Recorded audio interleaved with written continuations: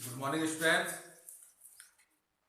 आइए आज क्लास 6 के लिए सेपरेशन ऑफ सब्सटेंस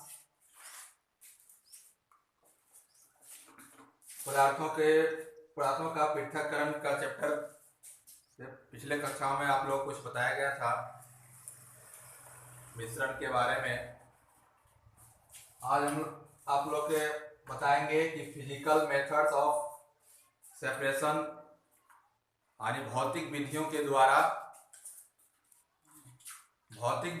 द्वारा पदार्थों का पृथक्करण किस प्रकार से किया जाता है, उसकी कौन कौन सी विधि है, इसके बारे में आप लोग को आज मैं चर्चा करूंगा।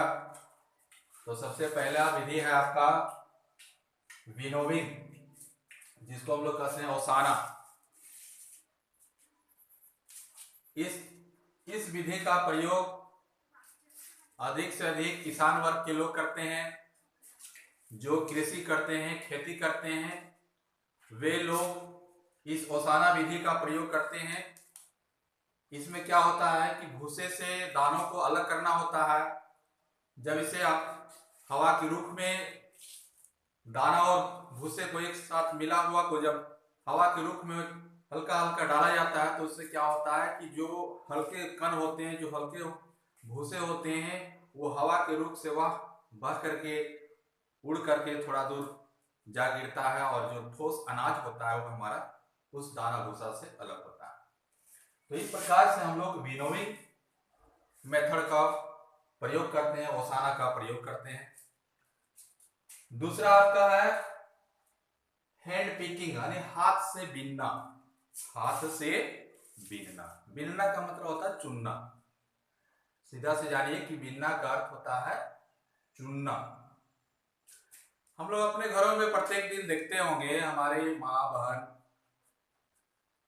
या भाभी चाची खाना बनाती है, तो उससे पहले लोग क्या करते हैं कि चावल में कुछ ऐसे अवांछित रहते हैं, ऐसे कुछ कण रहते हैं जो अलग अलग तरह के होते हैं, जिसे हम अपने आंखों से देख करके उसे हाथों से चून करके अलग कर सकते हैं। तो इस विधि का प्रयोग तब करते हैं जब किसी भी पदार्थ में कुछ ऐसे अवांछित कण मिले रहते हैं जो बड़े होते हैं, जो अलग रंग के होते हैं।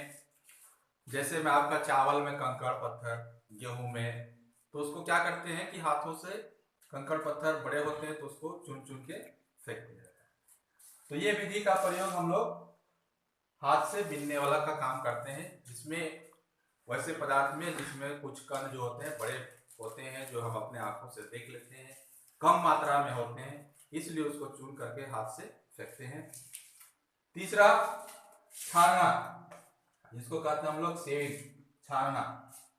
जैसे आप देखे होंगे कि अपने घर में जब आटे से रोटी बनाई जाती है तो उसको पहले चलनी में चाला जाता है।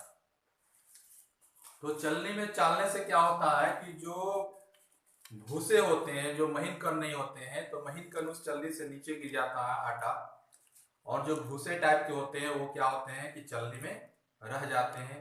जो भी उसमें थोड़ा बहुत कुछ कीट पतंग भी होते हैं तो वो भी उस चलनी से छट जाता है। तो इस तरह से हम लोग छानना विधि का प्रयोग करते हैं। उसके बाद आपका क्या है मैग्नेटिक सेपरेशन, यानी चुंबक द्वारा पृथक्करण। इसमें क्या होता है कि लोहा हो गया, आपका निकेल हो गया, कोबाल्ट हो गया, ये चुंबकीय पदार्थ, ये सभी क्या है चुंबकीय पदार्थ। तो चुंबकीय पदार्थ को एक चुंबक की सहायता से, जैसे मान लिया जाए कि बालू में हमारा कुछ लोहे का चूर्ण मिल गया हो, लोहे का टुकड़ा मिल गया हो, जहां लोहे का बड़ा बड़ा फैक्ट्री है, जहां पर लोहे से बनता है सामान, वहां लोहे को काटा जाता है, छाटा जाता है। तो उससे क्या होता है कुछ टुकड़े आपके मिट्टी में किसी गंदगी में मिल जाता है, तो उसे अलग करने के लिए यदि उस टुकड़े को हम अलग करना चाहते हैं तो आपको एक चुंबक, बड़ा सा चुंबक लेकर के उसमें गंदगी में जहां गर्दा है, जहां बालू में मिला हो, उसमें चुंबक को घुमाया जाता है। चुंबक को घुमाने से क्या होगा कि जो भी आपका चुंबकीय पदार्थ, लोहा का कण, लोहा का चूर्ण, जो भी होगा सब चुंबक में क्या होगा, आके सट जाएगा। और इस तरह से हम उस रेत से चुंबक के छोटे छोटे कण को आसानी से अलग कर सकते हैं। इस तरह की विधि को हम लोग कहते हैं चुंबक द्वारा पृथक्करण। उसके बाद आपका 5वां नंबर में है वॉशिंग, धुलाई। आप देखे होंगे अपने ही घर में, सभी के घर में ऐसा होता है, केवल अपना ही घर में नहीं, सभी के घरों में ऐसा काम होता है। जैसे दाल को धोया जाता है, चावल को धोया जाता है, और कुछ अनाज जो होते हैं उसको पानी में डाला जाता है। उससे क्या होता है कि जो चीना भुना होता है वो जल में तैरने लगता है। उससे क्या कर सकते हैं, उसको अलग कर सकते हैं। आप दाल को धोते हैं तो दाल में देखे होंगे कि छोटे मोटे कुछ टुकड़े, डंटी के टुकड़े दाल वाला रहता है, उसमें उसका छिलका रहता है। तो धुलने से क्या होगा कि वो सारा छिलका, वो टुकड़ा आपका दाल से पानी के ऊपर में आ जाएगा, सतह पर आ जाएगी, और आपका दाल जो होता है वो नीचे बैठेगा। उससे आप उस पानी को एक अलग जगह पे उसको गिरा करके, पानी को अलग करके दाल को साफ कर सकते हैं। तो ये होता है आपका धुलाई।